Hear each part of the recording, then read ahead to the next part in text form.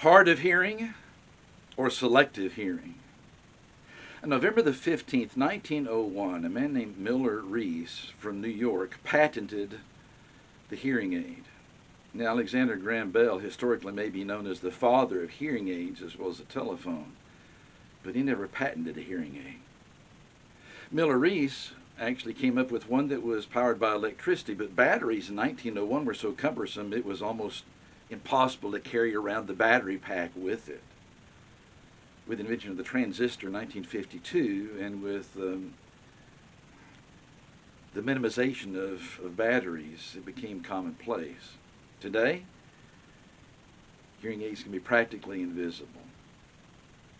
But there are some people that are hard of hearing not because of anything physically wrong with their ears, but rather with their way of thinking.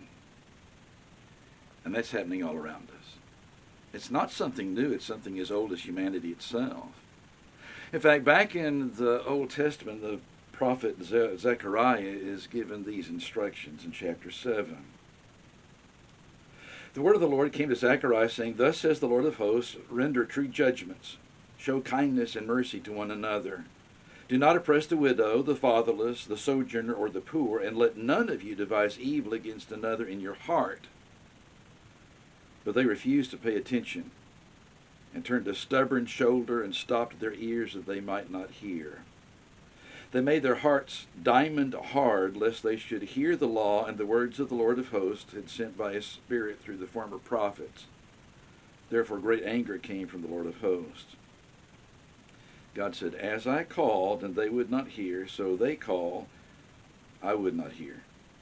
I scattered them with a whirlwind among all the nations that they had not known, and their land became desolate.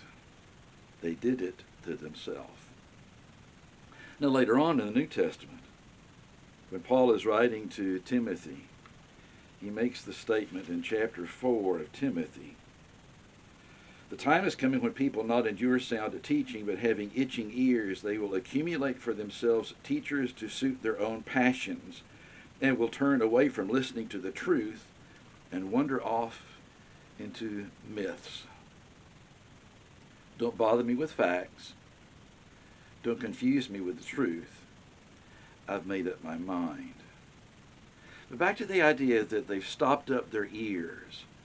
It's the idea that I've reached my conclusions and I don't want to hear any opposition to the way that I think.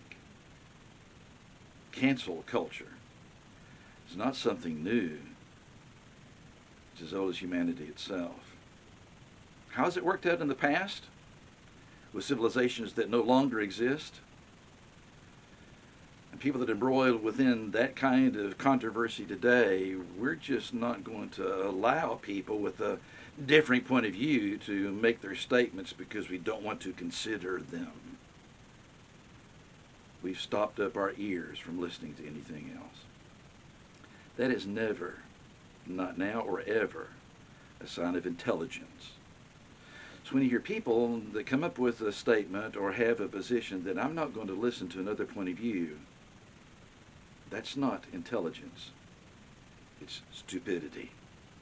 And it is pandemic in our world today. Please pray for our nation. Stay safe. We'll talk again soon.